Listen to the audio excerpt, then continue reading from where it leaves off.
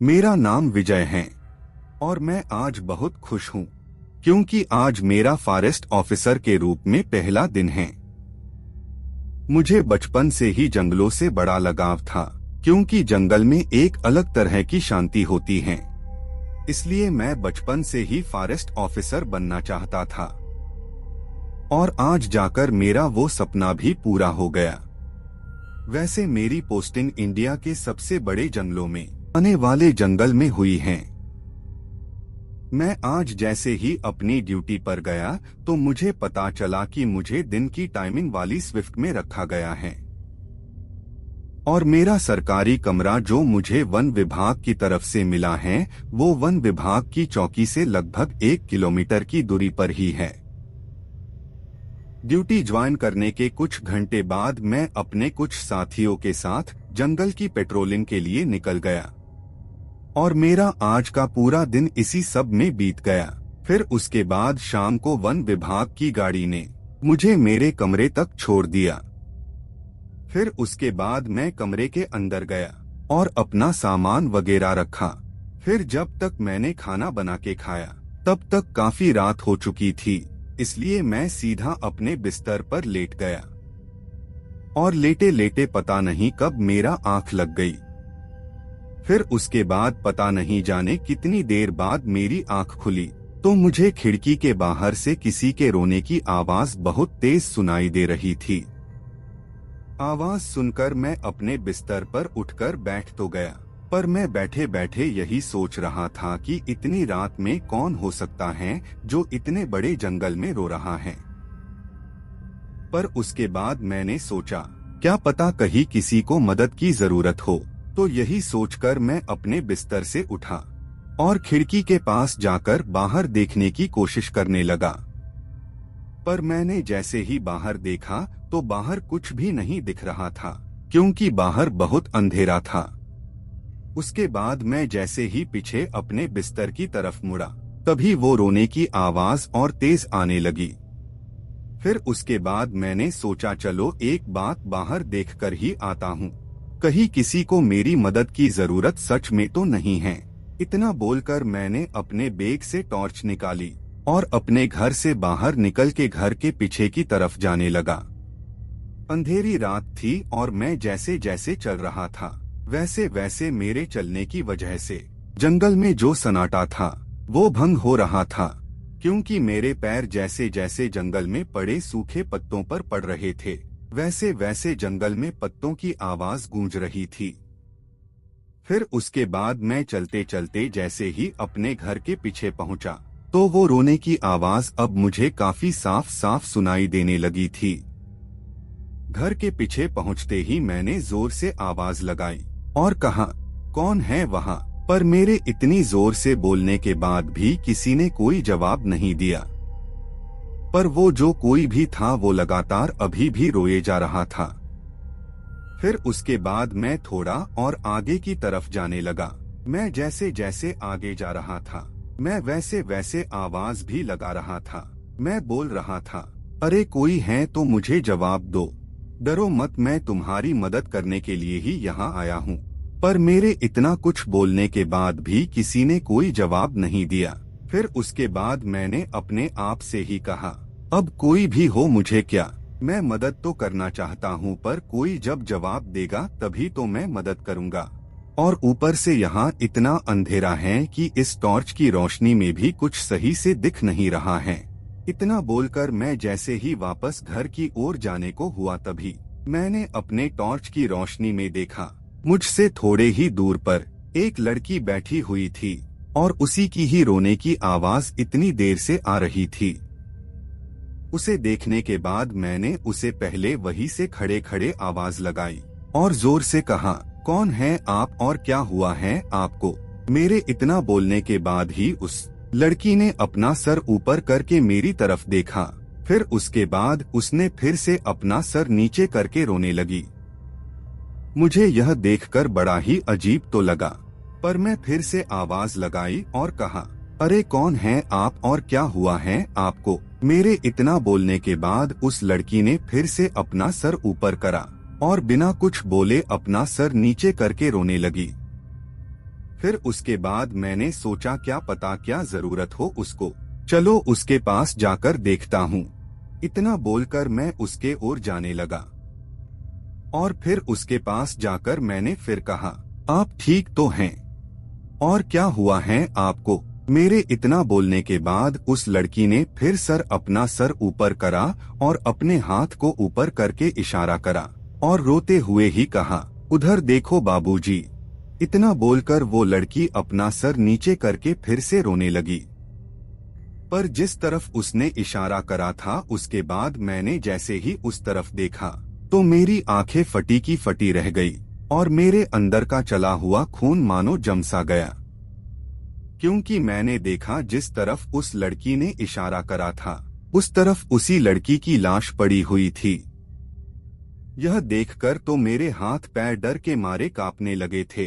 फिर उसके बाद मैंने जैसे ही उस लड़की की तरफ देखा तो मानो मुझे ऐसा लगने लगा जैसे मेरा दिल अभी छाती फाड़कर बाहर आ जाएगा, क्योंकि जैसे ही मैंने उस लड़की की तरफ देखा वैसे ही मेरे दिल की धड़कन अपनी दुगनी रफ्तार में चलने लगी, क्योंकि मैंने देखा उस लड़की का चेहरा अब एकदम भयानक सा हो गया था। उसका मुंह पूरा सफेद और जगह जगह से कटा फटा हुआ था और उसके पूरे शरीर में चोट लगी कई निशान बनी हुई थी जिसमें से खून निकल रहा था। मैं उस लड़की को खड़े खड़े डरते हुए देख ही रहा था कि तभी मुझे ऐसा लगा जैसे किसी ने मेरे कंधे पर पीछे से हाथ रख दिया हो। मैं सच बता रहा हूँ, मेरे डर का वो एहसास शायद ही कोई और झेल पाता। उसके बाद मैंने डरते हुए धीरे धीरे से पीछे मुड़कर देखा तो मेरे फिर होश उड़ गए, क्योंकि मैंने जैसे ही पीछे मुड़ के देखा तो पीछे कोई भी नहीं था। फिर उसके बाद मैंने डरते हुए जैसे ही फिर से उस लड़की की तरफ देखा तो अब उस जगह पर कोई नहीं था। फिर उसके बाद मैंने जैसे ही उस लड़की की लाश की तरफ देखा पर अब उस जगह पर कुछ भी नहीं था। अब सब पहले की तरह सामान्य हो चुका था। मैं खड़े खड़े बस यही सोच रहा था कि ऐसा कैसे हो सकता है, क्योंकि अभी थोड़ी ही देर पहले उस लड़की की लाश यहीं पर थी और थोड़ा उधर ही तो वो लड़की भी बैठी हुई थी, पर अब वहाँ कोई नहीं था। फिर उसके बाद मैंने वहाँ बिना समय गवाए तुरंत अपने कमरे की ओर भागने लगा। तभी मैं भागते भागते एकदम से रुक गया, क्योंकि मैंने जैसे ही भागना शुरू करा था वैसे ही उस लड़की के हंसने की आवाज पूरे जंगल में गूंजने लगी। मैं डर के मारे एक ही जगह पर खड़े होकर इधर उधर देखने लगा, पर मुझे वहाँ आसपास कोई नजर नहीं आ रहा था और मैं यही सोच रहा था कि आज मैं यह कौन सी मुसीबत में फंस गया हूँ।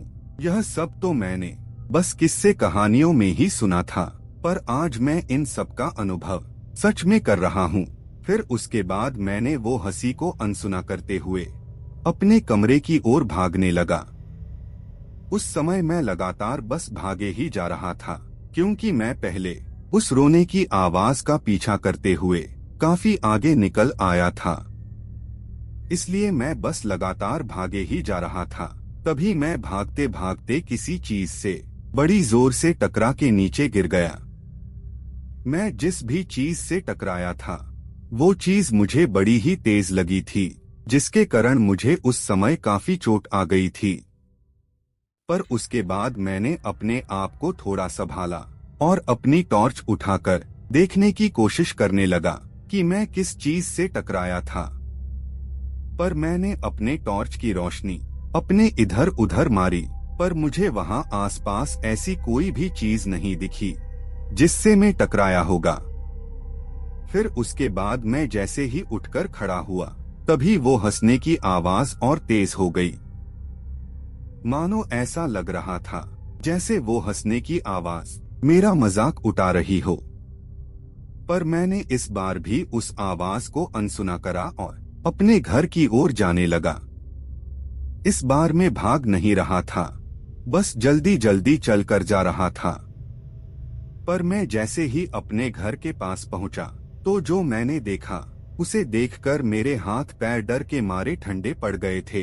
डरा हुआ तो मैं पहले से ही था, पर जो मैंने अभी जो देखा उसे देखकर तो मेरे डर के पसीने निकलने लगे, क्योंकि मैंने देखा मेरे घर के गेट के पास वही लड़की बैठी, कभी हंस रही थी तो कभी वो रो रही थी। तभी मैंने डरते हुए ही वहीं से खड़े खड़े कहा, कौन हो तुम? मेरे इतना बोलने के बाद ही उस लड़की ने अपना चेहरा ऊपर करा और अपनी जगह से खड़ी हुई और अपनी डरावनी आवाज में कहा, मेरी मदद कर दो। फिर मुझे लगा शायद इसे मदद की जरूरत है, इसलिए फिर मैंने कहा, कैसी मदद? मेरे इतना बोलने के बाद ही उस लड़की ने अपने हाथ से इशारा करा और कहा, वो जिस तरफ उसने अपने हाथ से इशारा करा था। मैंने जैसे ही इस तरफ देखा तो इस बार भी वहाँ उसी लड़की की लाश पड़ी हुई थी। मैंने फिर उस लड़की की तरफ देखा तो वो लड़की बाद हंसने लगी। यह सब देखकर डर तो मैं पहले ही गया था, पर मैंने फिर से हिम्मत करी और उस तरफ भागने लगा जहां वन विभाग की चौकी थी। मैं लगातार उस जंगल में भागे चला जा रहा था और यही सोच रहा था, आखिर वो हैं कौन जो मुझे इतनी देर से परेशान कर रही हैं। पर तभी मैं भागते भागते फिर से रुक गया, क्योंकि मैंने देखा वो लड़की अब मेरे आगे से चली आ रही थी। मैं डरा हुआ तो जरूर था, पर मैंने उस समय हार नहीं मानी थी, इसलिए मैं तुरंत पीछे की तरफ मुड़ा और अपने सरकारी कमरे की तरफ भागने लगा। मैं भागता भागता जैसे ही अपने सरकारी कमरे के पास पहुंचा तो मैंने देखा वो लड़की अब घर के गेट के पास खड़ी हुई थी। पर मैंने सोच लिया था, चाहे अब कुछ भी हो जाए, पर मैं अब रुकूंगा नहीं, सीधा घर के अंदर ही जाऊंगा। मैं जैसे जैसे आगे जा रहा था वैसे वैसे उस लड़की की हंसने की आवाज और तेज होते जा रही थी। पर मैं जैसे ही उस लड़की के एकदम पास पहुंचा तो वो लड़की एकदम से गायब हो गई। फिर उसके बाद मैं सीधा अपने कमरे में चला गया। मैं कमरे में तो चला गया था, पर मुझे अभी भी उस लड़की के रोने और हंसने की आवाज बाहर से लगातार आ रही थी। वो रात तो मैंने जैसे तैसे बिता ली और अगले दिन जब मैंने सारी बात वन विभाग की चौकी में अपने साथ वालों को बताई तो उन्होंने मुझे कहा, अगर तुम्हें आगे से कभी वो आवाज आती है तो तुम उस आवाज को अनसुना करके सो जाना, फिर कुछ नहीं होगा। फिर उसके बाद मैंने ऐसा ही करा। मतलब मुझे रात में आवाज तो आती थी, पर मैं उस आवाज को अनसुना कर देता था और अभी भी अनसुना ही कर देता हूँ।